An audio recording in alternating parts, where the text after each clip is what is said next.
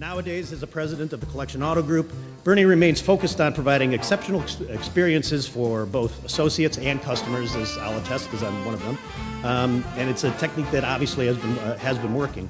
For the past 3 years, the Collection Auto Group has been named one of the best places to work by the Cleveland Plain Dealers. So please join me in welcoming the president of the Collection Auto Group, Bernie Moreno.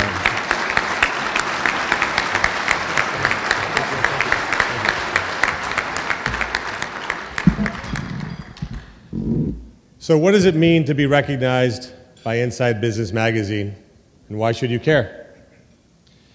When Frank Bird asked me to say a few remarks as part of the 20th anniversary of the Success Awards program, I set out to answer those two questions. There are an estimated 109,000 businesses in Northeast Ohio.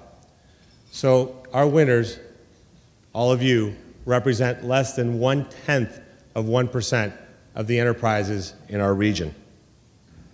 So it means that you're truly the cream of the crop of Northeast Ohio. What else did I find out? I discovered that each of you has blazed a trail of success. You're innovators, you're customer focused, and you're achievement driven. But perhaps more importantly, you're job creators from a variety of different business and industry throughout our region. But today, as Dan just alluded, what's especially great for me personally is that I look around the parking lot, because that's what those of us who are in the car business do. And I look around the audience. There's a lot of our clients here, so in a small way, this is my way of saying thank you for your business. Northeast Ohio can't get enough of what you do each and every single day. Congratulations on today's recognition. You built it and you earned it. Congratulations.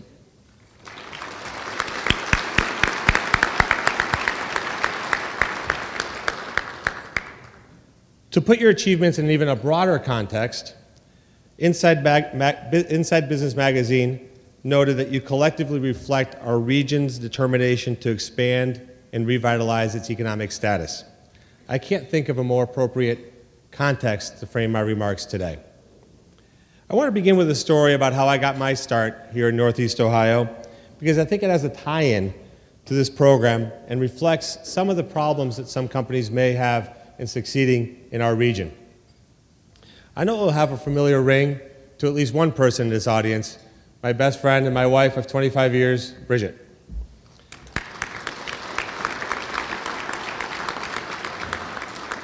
As Dan mentioned, in 2005, Mercedes-Benz asked me to buy its dealership in North Olmsted, which was well known for its long-standing reputation of poor performance. So my wife, Bridget, and I hopped in a plane from Boston, flew to Cleveland that March. We told the salesperson who we met, and we found loitering outside the showroom, that we were planning to move to Cleveland, had already decided on the house we wanted to buy, and we're now considering the purchase of a Mercedes-Benz automobile. We even added that we were looking at a Lexus. By the way, if you know me, that's a stretch. Almost immediately, we were struck by the lack of energy and enthusiasm in the building. But that was the best part of the visit. Instead of extolling the many virtues of a Mercedes-Benz, and there are many, he basically said that Cleveland was a horrible place to live. It had lousy weather. Yeah, check. Well, we just come from Boston, so that's the same. Lousy pro sports teams, lousy economy, lousy people. In fact, he said that when he popped out of the womb, he wanted to leave Cleveland right then and there. I thanked him for the visual, and then he proceeded to say that Cleveland's a Chevy town. He says, we're blue collar. Not many people want to buy Mercedes-Benz vehicles here. He then proceeded to spend the entire time with me as a client trying to talk us out of moving to Cleveland. Bridget and I saw the opportunity right away. I was hooked. Bridget, on the other hand, had to be medicated with Mally's chocolates. It was clear that the excuses for poor performance that he saw were part of a bigger problem, one that I thought I could fix. So I mortgaged everything I had, moved to Cleveland a month later, and bought the dealership. Of course, I never got a chance to deal with that guy. He resigned about a month before I bought the dealership, and he actually did go work for the Chevy dealership, where hopefully he's doing well. The company's done really well over the last 9 years, but more importantly, Bridget and I have met great friends, have discovered Cleveland to be one of the best places we've ever lived. But let me ask you a question. Would everyone in this room who's heard a similar refrain of sad, defeatist commentary about Northeast Ohio or Cleveland, please raise your hand? That's sad. It's also unacceptable.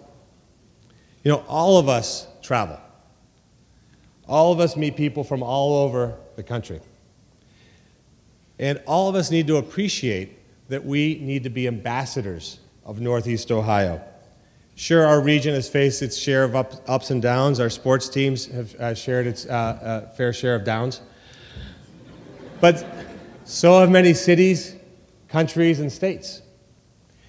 If you ask anyone from Boston, and they'll tell you that it's the center of the universe, the greatest place to live, and can't imagine living anywhere else. The same is true of people from Dallas, Chicago, and Indianapolis. And that enthusiasm from the people who live there makes a huge difference on the perception of that city. We need to follow that example. And when we do, we can become an unstoppable force of 2.5 million crusaders for Cleveland. Just 10 years ago, about the time I arrived in Cleveland, the Plain Dealer opined that our region was in the midst of a quiet crisis, fueled by decades in population and manufacturing employment decline, and by increases in urban poverty.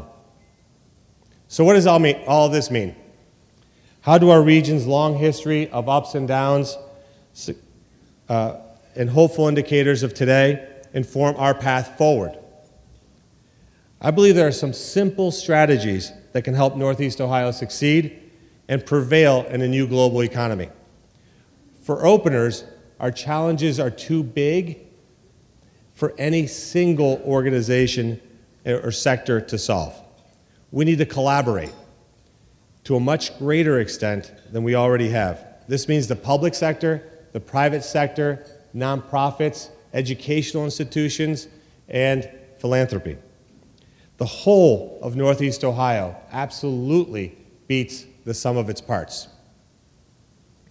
At the Collection Auto Group, we've been very fortunate to collaborate with a number of local governments throughout the region as we've opened new dealerships. Next month, we break ground on our third dealership in the city of Brook Park, which will be called Airport Mini of Cleveland. In May, we start construction of our new Volkswagen dealership in the city of Streetsboro. And our second facility, which I just visited before I arrived here today, in the city of Beechwood, is now well under construction, only 3 months left, and scheduled to open at the end of June. In fact, we open a new or renovated dealership every single month for the rest of the year. All of the projects I mentioned were done without 1 cent in government help, tax abatements, or rebates. Collaboration with the private sector does not have to mean a government handout. It can mean cooperation and a general willingness to work with a new business to remove obstacles instead of adding them. Beechwood Mayor Merrill Gordon is a local government leader who believes in working with businesses to create jobs and economic prosperity for his city. Mayor Gordon is with us here today. Mayor, thank you for all the things that you do for your city and for Northeast Ohio.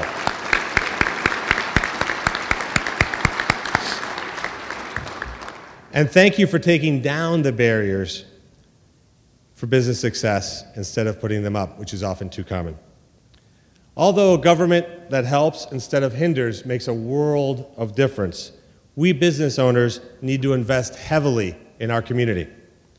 We have to demand higher levels of educational achievement and should play a larger role in helping our local schools, community colleges, and four-year universities. This help can be financial. That works. They're certainly really ready, willing, and able to accept your checks at any time. But it can also mean something as simple as hiring those students as interns or co-op students, offering mentoring, and volunteering to serve on their boards. I see Ron Berkman, Alex Johnson, and Jerry Sue Thornton out in the audience, and all three of them are great examples of innovators in higher education. And those two institutions are literally the backbone of our future. Thank you for all you do.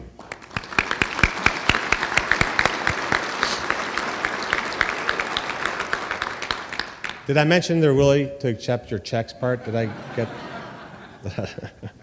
Jerry Sue, check? All right. Our kids need role models, such as the winners here today, to look up to and emulate. Let's engage with them and make the best investment we can, which is the investment in the human capital of our region. And it's also time for us to dream again, Cleveland. We have too rich a history, and we're too big a region for small dreams. Let's set very high expectations for ourselves, our companies, and our region. There's no doubt that the 81 companies represented here today are shining examples of what I mean. High expectations are, in truth, all about helping people move up in life. And I think it's part and parcel of the American dream itself. Our nation was built from its very earliest days by people with high expectations for a better life. It's the very reason young and old alike from all over the world want to live here in America. It's the reason my mom and dad moved to the United States from Bogota, Colombia. Sorry, Dad. In 1971. They wanted to give our family a better life, to find a place where we could live and pursue our dreams and our happiness. That's an aspiration we must keep alive in this country and attract dreamers from all over the world, especially here in our region. Another strategy I've always followed is the approach obstacles as opportunities. In 2005, the Mercedes-Benz dealership I acquired had sold just 24 cars the entire year as of May 12th, when we took ownership. That was a pretty big obstacle, but we managed to sell 80 cars in the next 18 days. We started with about 20 team members and did around $16 million in annual revenue. Today, we are on pace to do about $750 million with about 800 team members. So you see, the past track record of that dealership wasn't an obstacle, it was just an opportunity in disguise. And some people rue the cards they are dealt. We see those people, unfortunately, all the time. Negativity is a lot easier than being positive. Maybe they didn't finish high school or attend college. Maybe they think they're stuck in a low-paying job. Maybe they don't like their boss and don't see how they can get ahead. Worse yet, maybe they're hoping that somebody who believes in the redistribution of wealth will redistribute a little bit in their direction. We hear too much of that today. I believe in a redistribution of opportunity. Give people the opportunity to improve their situation and have the faith that most of the time they will seize the moment and run with it. It's a concept that built America in the first place.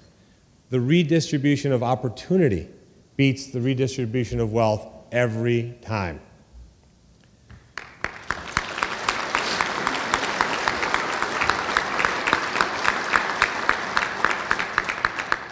And while we seek to maintain the continued revitalization of Northeast Ohio, we could learn a lot from the stories of your companies. The stories are as varied as they are inspirational.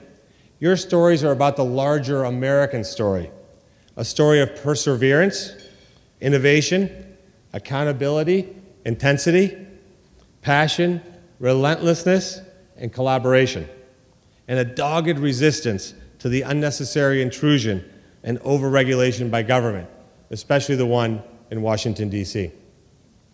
I truly believe that, like America, Northeast Ohio's best days and the best days of our region are still ahead of us. Just think of the long history of innovation and innovators in our region, from Henry Sherwin, John Lincoln, and more recently, Packy Highland, to the Cleveland Foundation and the United Way. to the 81 companies that are with us here today. I am convinced that Northeast Ohio is on the verge, if not already in the midst of, a true rebirth of our legacy economy and a renewal of national and indeed global recognition of our region.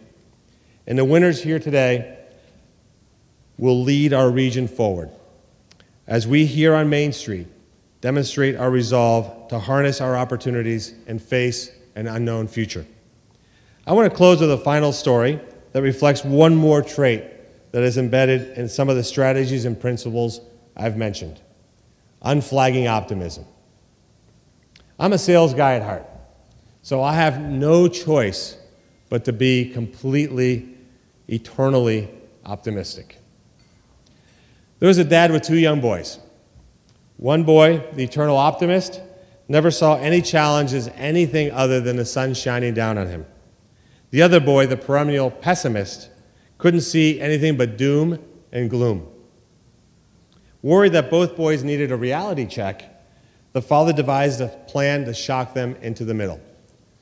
So, on Christmas morning, he filled the pessimist room with every toy a small boy could want. Floor to ceiling, the whole room, wall to wall, this thing is filled with every new and cool toy that a young boy could want. The plan was that the boy would wake up, see all the toys, and see that life wasn't always as he thought. The sun does shine, so to speak. For the delusional optimist, he filled the boy's room with 4 feet of horse manure. Nothing could possibly be worse for a small child than to wake up to that scene. Of course, the boy would be slightly scarred, but as you parents know, that's not always the worst outcome. We're willing to take a little scarring for a long-term success. And of course, the damage would be offset by having him understand that life is not always sunshine and roses. Or at least that's what the father thought. So on Christmas morning, with the plan executed, he waited for the boys to wake up. When the father heard what sounded like horrible sobbing, he thought his plan had worked. However, the sobbing was coming from the pessimist room.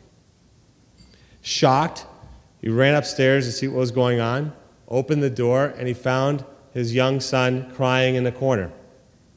The father was completely perplexed and looked at him and said, "What's the matter?" And the boy, through his sobbing, said, "Look at all these toys. They're all going to break. I won't use them.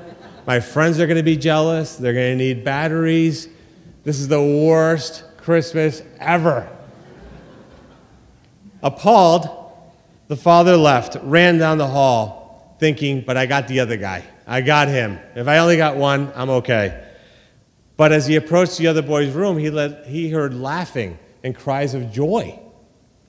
Completely perplexed, he opened the door and saw his young son digging joyously through the horse poop. In shock, the dad asked his son what he was doing. The boy stopped his digging, looked up with a big, huge smile on his face, and confidently proclaimed, "There's a pony in here somewhere."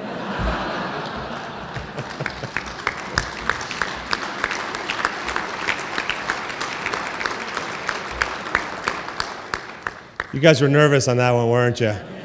He said poop in a meeting. What's going on? This is crazy. Ladies and gentlemen, I'm honored to stand here in the midst of 81 ponies.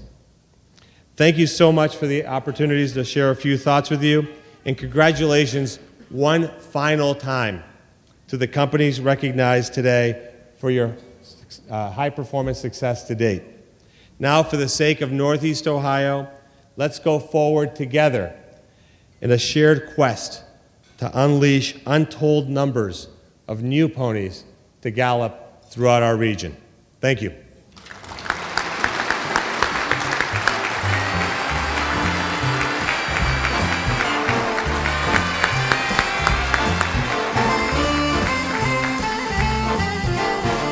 Please, another round of applause for Bernie Moreno.